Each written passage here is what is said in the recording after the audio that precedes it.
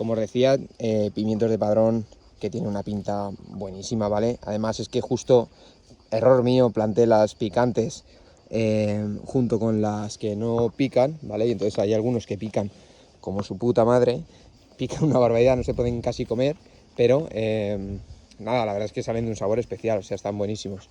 Y bueno, ahí podéis ver esos pimientos como está ahora. Yo calculo que cogeré en torno a 3-4 kilos de aquí, que no tengo más.